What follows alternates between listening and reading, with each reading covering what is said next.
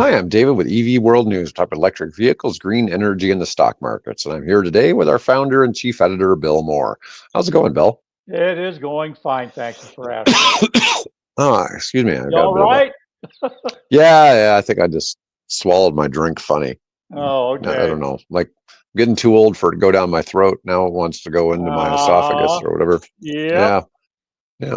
Anyways, um, so let's talk about this article from the New Republic. Is the Yeah. American electric car already dead? Yep. Trump is cutting power to the EV industry. It's unclear if it can recover. Well, so far, he's stopped the stuff with the EPA, okay, on the emissions. All right. Hmm. He's talking about, you know, trying to stop more things, maybe with the rebates and credits and all that, but that hasn't happened yet. And eventually it needs to happen through Congress, right? So Congress has to go through with that. Well, yeah, a lot of what he proposes is just, flimsy tissues of paper until Congress does something with it. Yeah, so I'm really wondering what happens there. But, like right before we came on, you and I are both kind of in agreement. We think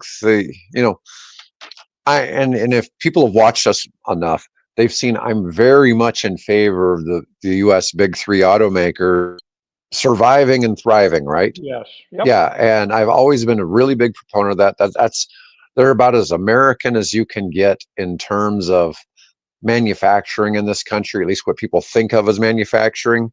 They've been getting their butt handed to them by the Japanese for what, 30 years now? 30 years at least, yeah. Yeah, Since and since now they're about to the get it handed to them by the Chinese. yep. And the Chinese are becoming the big dogs in auto manufacturing.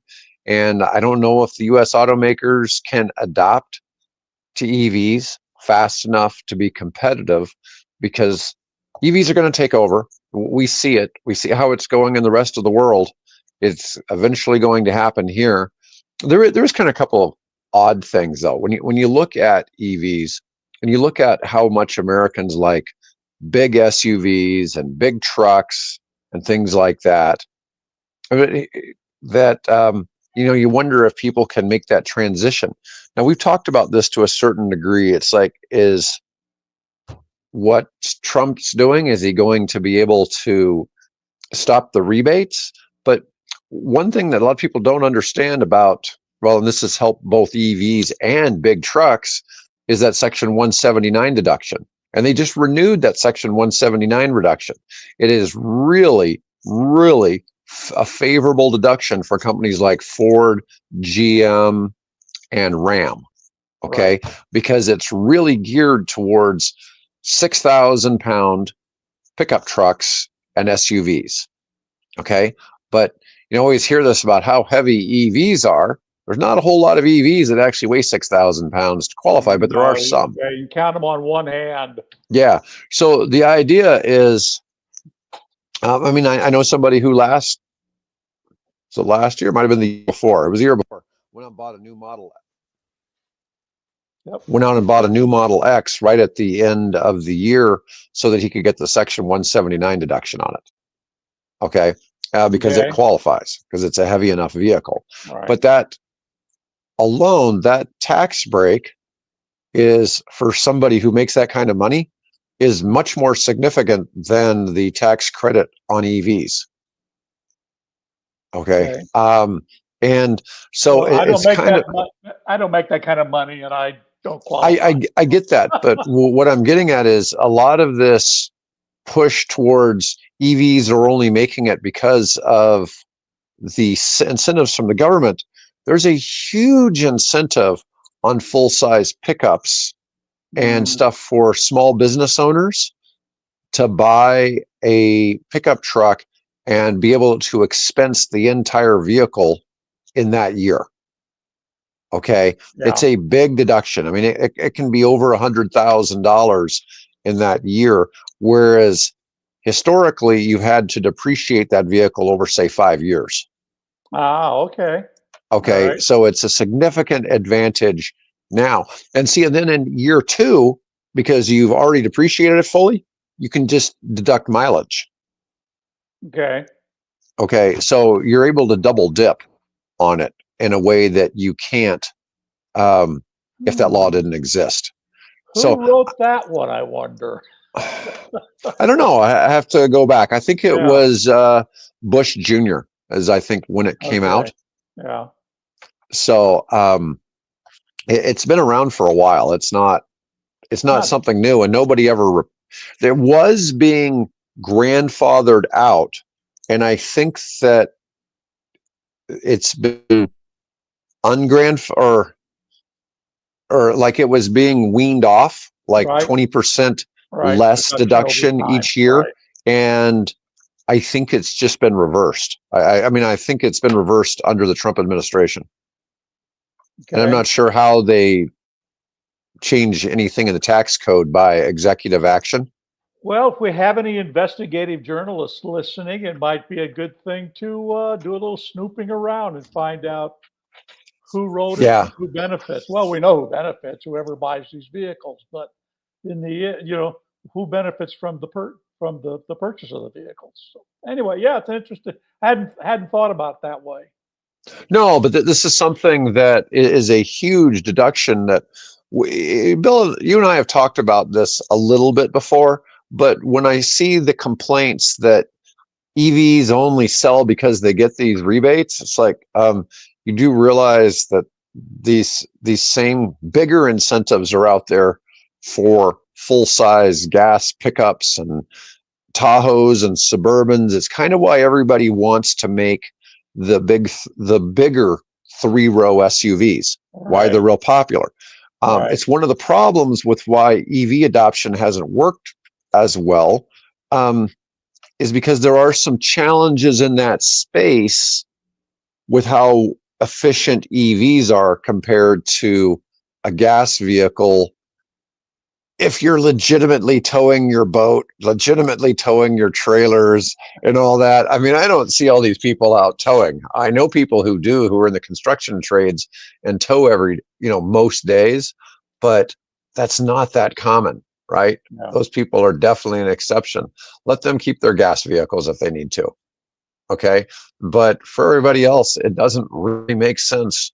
Well, that's yeah. Didn't we have something where there was a extra tax that was put on large luxury vehicles like Cadillacs and things like that? This was 30 years ago, and I don't know if that thing actually ever got implemented or anybody actually Yeah, took I think advantage this of it. was back when like Lexus first came around. There's something like that back in the Yeah, 90s. yeah. I don't know where that went. There was also something like that on boats, and it destroyed the boat industry. I remember Mm, that. And they finally got rid of that. The mm, yacht industry got hit with some kind yeah, of special luxury tax, and it puts, it seemed like a great idea, except it put like thousands of people in the boat making industry out of work here in the United yeah. States. Well, you know what? Yeah, that's true. But then we don't have any place to park boats. Hey, you and I have talked about the problem of the hangar shortages, Yeah. right?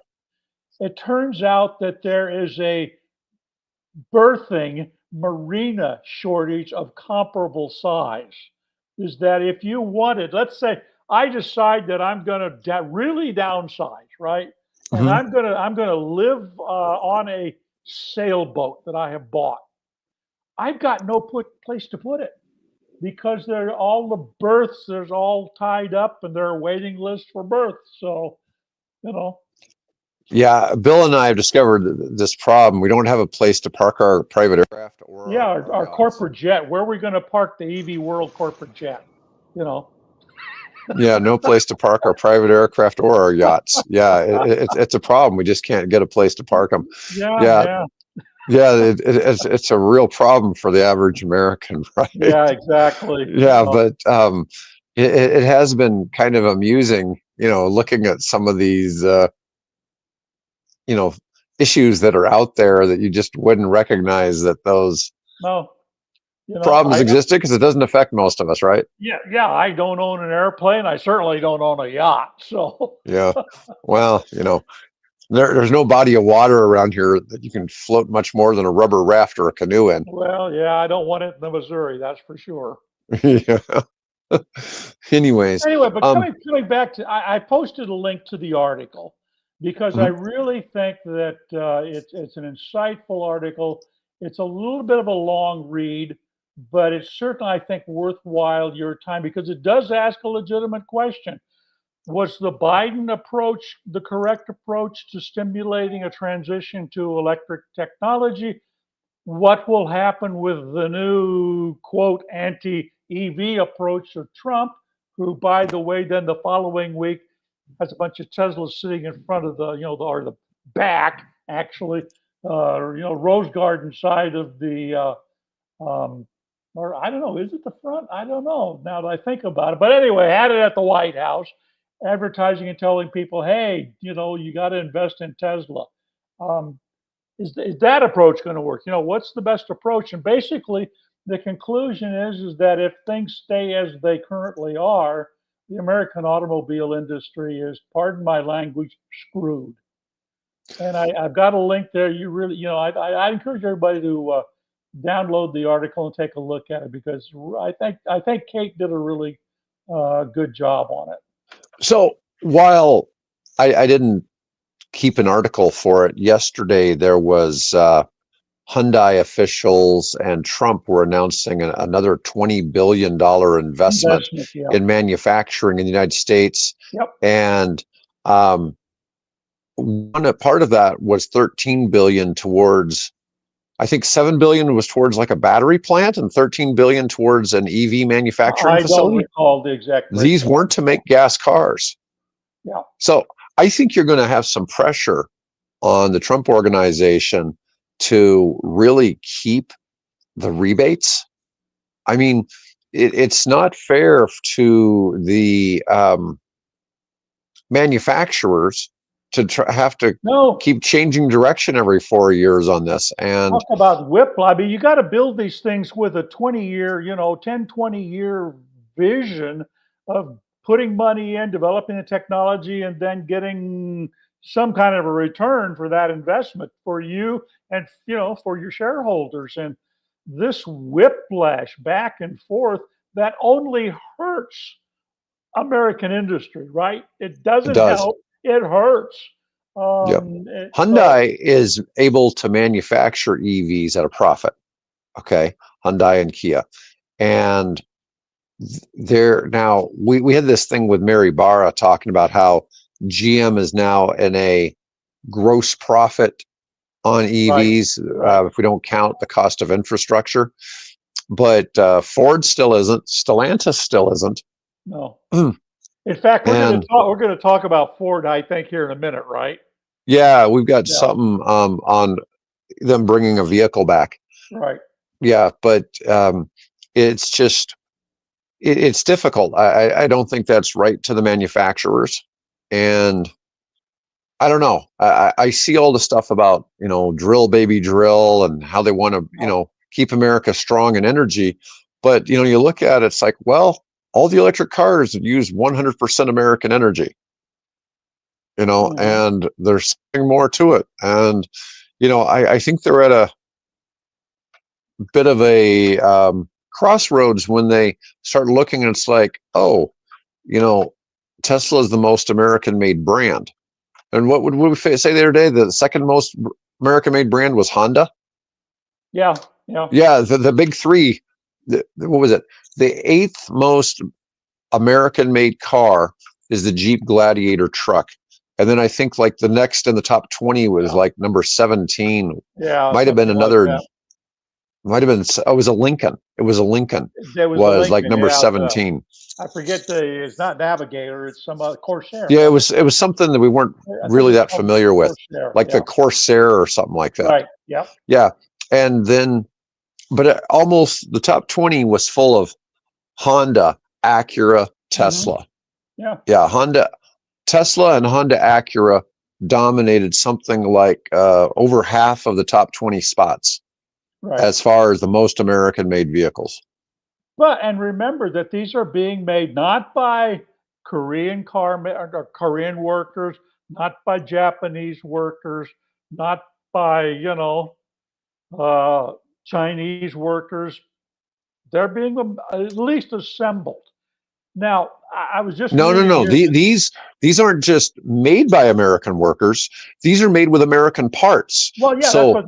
yeah, so the materials, it's not just they're importing the parts over here and assembling them. Right. They're manufacturing all the parts here too. However, that being said, something like some of these parts will cross the American border 8 times Hmm. between either Mexico or Canada, back and forth, while somebody does some little bit to them, then it gets shipped back, and then it gets some more done to it in the U.S., then it gets shipped back to whoever, right? And some of those car parts are crossing the border, and this, I think it was Wells Fargo, I believe, is calculating that all of this, if you add these tariffs now to everything, it's going to drive the price of an American car up by 3,000 additional dollars. Oh wow. Yeah. Yeah, That, that's going by to the be a way, big hit.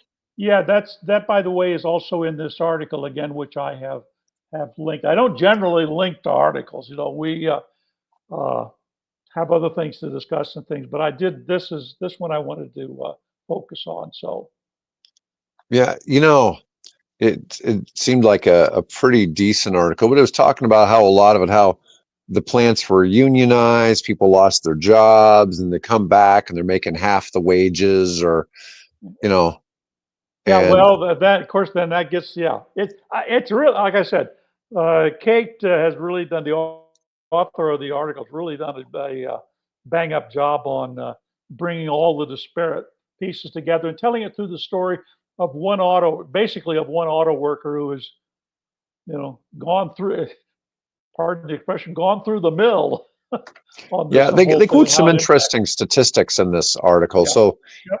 80% of the world's EV battery cells are produced in China. Hmm. CATL alone has 37% of the market. So, of the 80% of the world market, 37% of the world market is the one company, CATL, Yep. which isn't really surprising. And And we're going to talk um, about them in another context here in a minute yeah, with according NIO. to the International Energy Agency, now more than half of your lithium in the world is sourced from Australia, but it's abundant everywhere. But more than half the world's lithium is processed in In China. China. Yep. Okay. 2/3 of the cobalt is processed there, which comes from the Democratic Republic of the Congo, which is Yep. not a place I recommend visiting. And more than 70% of the world's graphite comes from China. Okay. And but that being said, a lot of this stuff is China imports these critical minerals, processes them, and then puts them in items that we all buy. And it's not just EVs, whether it's in your cell phones or whatever, it's all made there.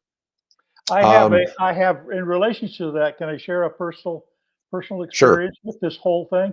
So I got invited years ago up to Toronto, Canada, where they annually have a mining industry convention. Canada has lots of companies that are involved in mining all kinds of different minerals. So I was invited to come and give a talk uh, with, not at that conference, but in an event adjacent to that conference.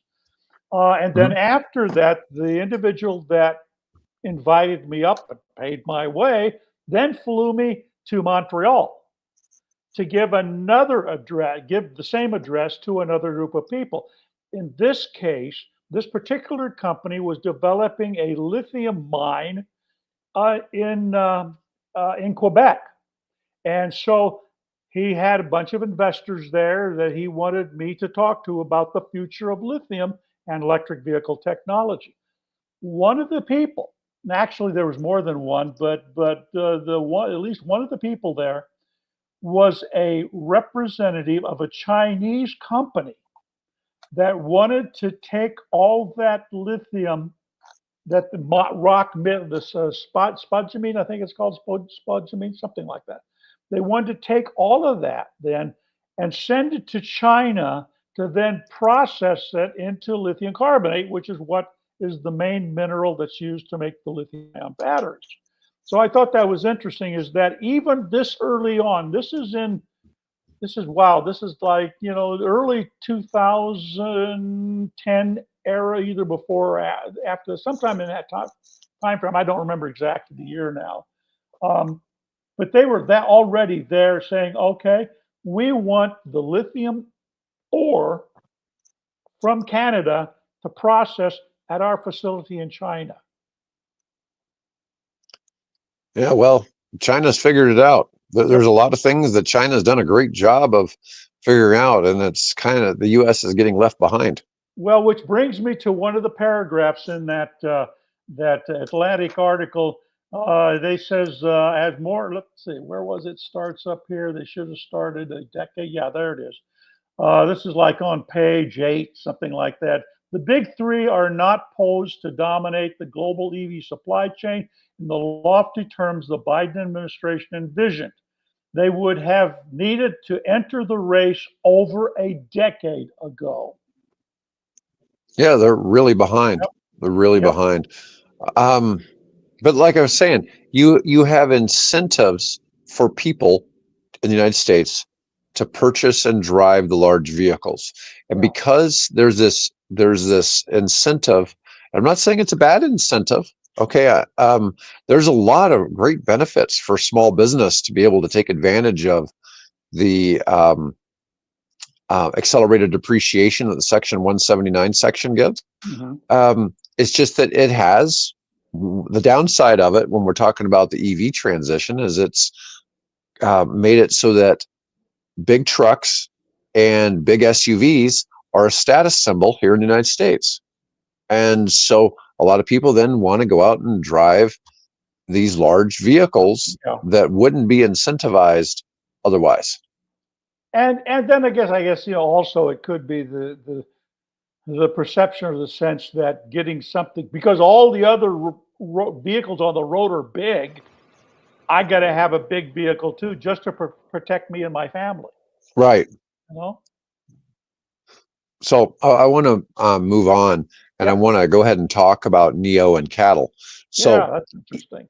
yeah, so NIO and CATL have agreed to do a partnership for EV battery swaps, and they both have been working on EV battery swapping technology. And I'm going to show this because this is interesting because it's not. I was trying to figure out what this would actually look like, kind of in person, but here is basically you'd pull into a little garage Yep. with your vehicle, kind of like going into a car wash kind of thing, and you would swap out the battery. The equipment would be there, and so what would happen is you just roll in, and a minute later you have a charged up battery in your vehicle, and you've swapped it out. Now, what they're doing this, they're aiming this at passenger vehicles. I think the really big place where this is going to be a big hit would be in the tractor trailer space, because if you could instantly pull tractor trailers in and swap batteries on both sides and swap them Hmm. out and just get them right back on the road, then you're fueling up faster. It takes, I was seeing somebody say it takes 8 to 10 minutes to fill up a tractor trailer with diesel. Diesel. Yeah. Yeah, when that's pumping both sides, that's filling tanks Oh, on both really? sides at the same Same time. time, huh? Yeah. Yeah, and so I would envision that you would do the same thing with batteries. You would swap them out on both sides and let the guy go on his way. Maybe with that size battery, maybe it takes 2-3 minutes, right? But Yeah. you'd have to make it big enough though that the whole truck can pull through, right, without having to unhitch their trailer. So what you're going to need, obviously, you're going to need the Kenworths of the world to decide that they're all going to agree on a common battery standard. You obviously you could get a company like CATL or a spinoff to happily, do this. What's interesting about this partnership between NIO is that they are looking to make a basically closed loop on this battery swapping technology. So they establish a common battery swap technology. They do the R&D on the batteries. They do the excuse me, the resource management. They look at the recycling and the repurposing of the cells, and then and then the gathering up of the materials in the batteries once they have expended their useful life. You can go and actually now reclaim. I saw an article recently that I don't know whether it was Redwood Technology or someone now has actually been able to apply technology to recover nearly 100%. I think it was like 99.9% of the lithium in a battery now can be recovered. So you've got this valuable resource that you don't have to dig up Western Australia or strip the salts out of the Atacama Desert, or get spodumene from northern Canada, right from Quebec, to make these batteries. You can now begin to substitute lithium that's been previously used, but can be now completely recycled to high grade lithium ion, lithium carbonate. So we're definitely making progress. So I think that's what's the interesting thing about this CATL and NIO project is that creation of this loop to make sure that this material is being used and reused. So you cannot say that, folks, about petroleum. No. Nope. Once you split those carbon bonds, you ain't bringing those carbon bonds back together. Yeah. Well, it's fascinating to see them doing this. Obviously, the car has to be designed for Yep. battery swapping, but Yep. NIO already does that, and CATL supplies the roller skate, battery pack Yeah. to a lot of manufacturers now, and since they supply 37% of the world's EV batteries, they have a lot of influence with all the car companies, and I Oh, think absolutely. it's Absolutely. definitely a faster method of charging your car. Now, once again, we're going to have some conflict here because you're going to have the people with the 800 or 1,000 volt, whatever charging stations, because currently, like Tesla's rolling out BYD, yeah. 500 volt, Yeah. right? BYD's car, yeah. Yeah, and you're going to have 800 or 1,000 eventually, or you're going to do the battery swap. All of these are going to make it as quick as gassing up a regular car. Now, the thing is, obviously, if you're in one of these situations where you're in line to swap out your battery and charge it up, and this is the kind of situation, you're probably not going to have like 20 bays at that location, like you would for gas cars. So you're going to have a line of people like you would at a car wash. Yeah, So that yeah, that could take a possibly. while, but They, that and being said, well, most people that own an I would like. EV don't go charge it. They charge it at home, right? Right. And that is kind of what I'm wondering is that, I mean, this really, to me, in my mind, makes sense if you're doing a lot of long distance travel.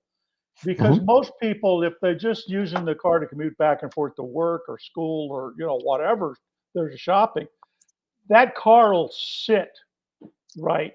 Most, at least 8 hours, 10 hours out of the day. So you can easily do that. You don't need a 2 minute battery swap system. So this Yep. makes sense, I think, along like an interstate kind of a situation, a turnpike, whatever you want to call it, a motorway, autobahn, that kind of situation, I think makes sense. Or in Well, you still got areas the where situation of it's great for people who live in apartments. exactly, but then they only probably have to do this once a week. If you Right. charge up a battery, it's got 250, 300 miles. And in some cases now we're starting to see batteries with what, 400 miles of range? You only need to do Some. that once a week, you know. Yeah, but when you're getting to an EV with a 400-mile battery, you're very rarely seeing one for less than about $70,000. Oh yeah. Yeah, it's expensive, sure, Yeah, certainly. I'm not sure if there are any that are less than $70,000 that have that kind of range.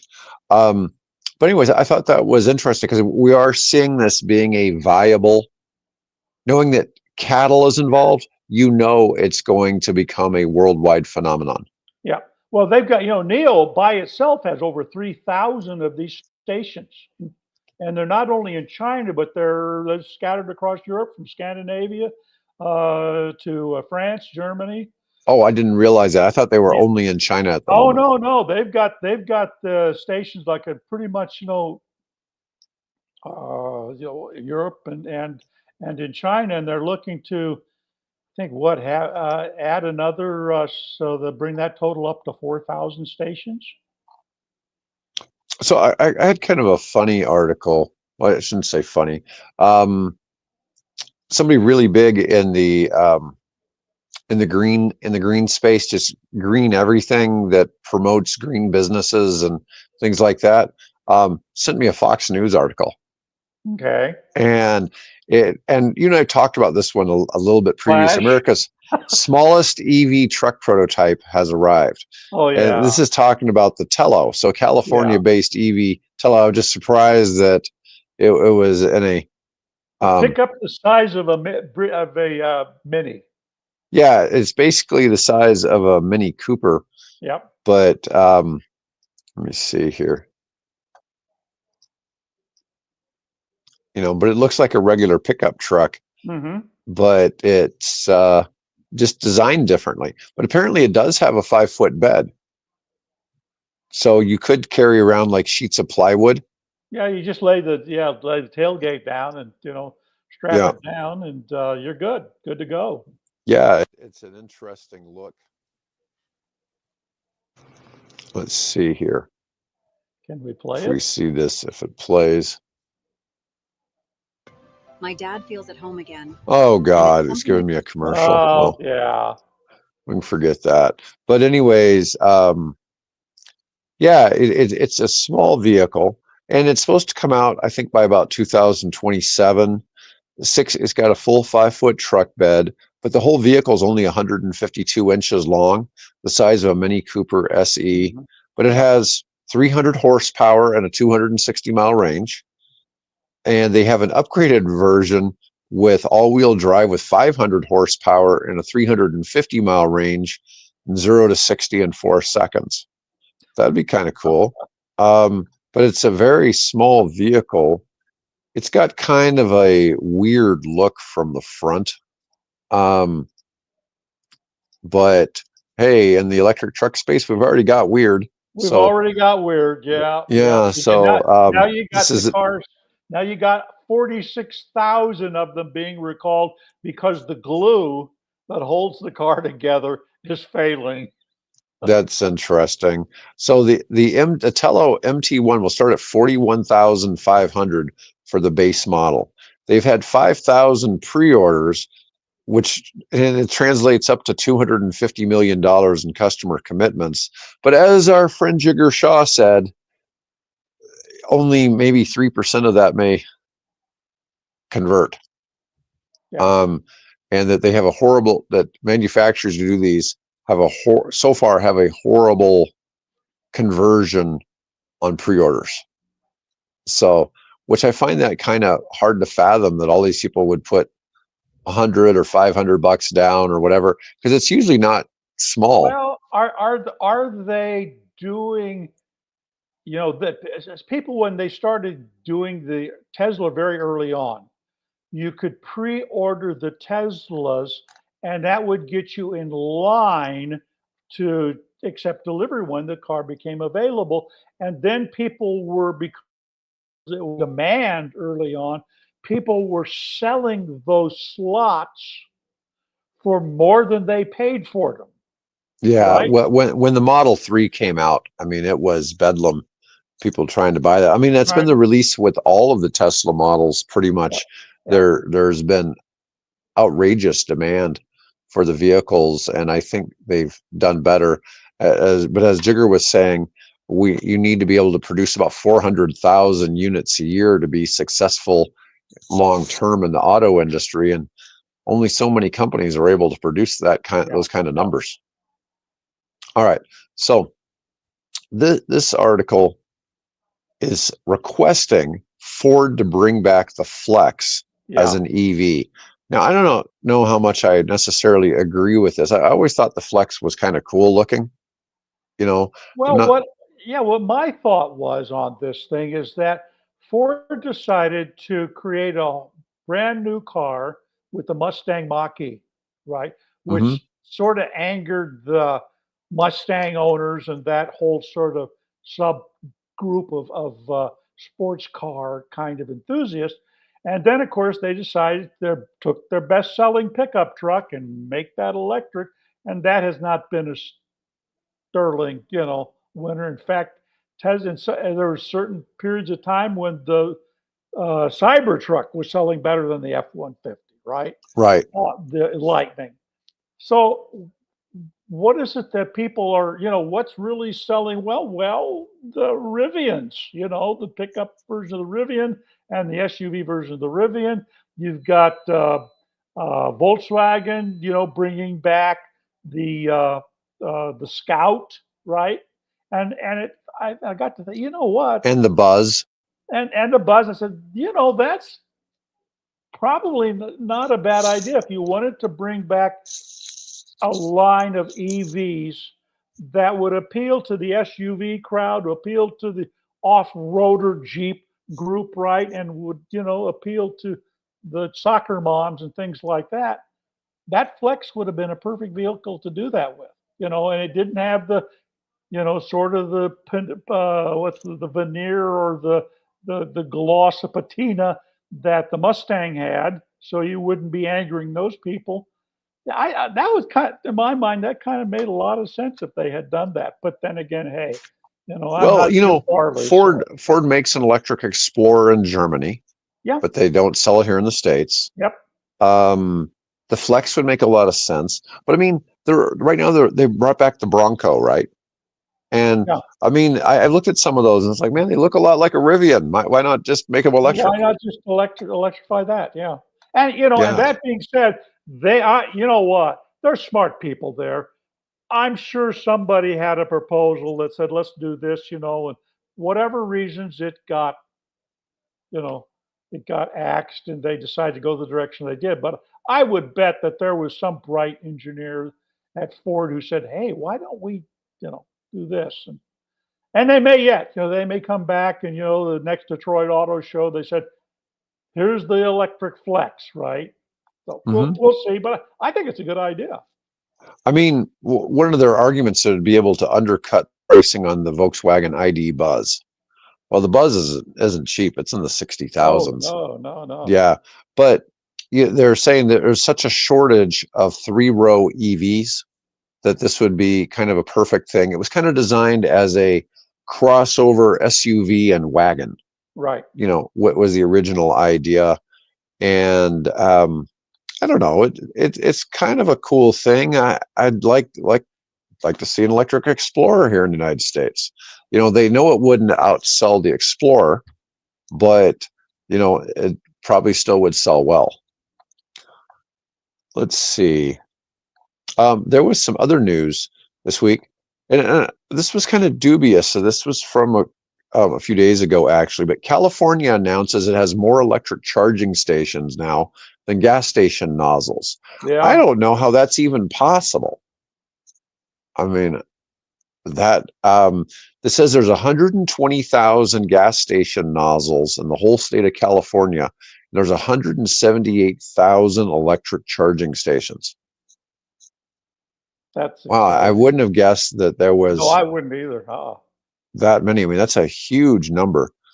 Um, and for too long, chargers have been fewer and far between. And this was only including public chargers. This didn't include chargers that people have at their homes. It said there's Right. over 1 million at-home chargers for people that own EVs Yep. and have Yep. them at home. Yep. Um, California is still banning the sale of all new gas-powered cars by 2035. And it's also important for the state's renewable energy power grid to keep up with the demand. We're seeing the batteries that are cheaper and are looking into resources that are more earth abundant and domestically produced. The infrastructure is an important part of it because people would like to have a good experience. And California, of course, has this history of power outages. But I'm seeing some other solutions um, in that space. But I thought that was interesting that's Yeah. what they're saying is going on there. Um, anyways, that's pretty much all I wanted to cover for today. Works for And me. yeah, folks, thanks for chiming in and listening to us ramble on. And I'll be back with Bill on Thursday, and I'll be back with our engineer Mike tomorrow.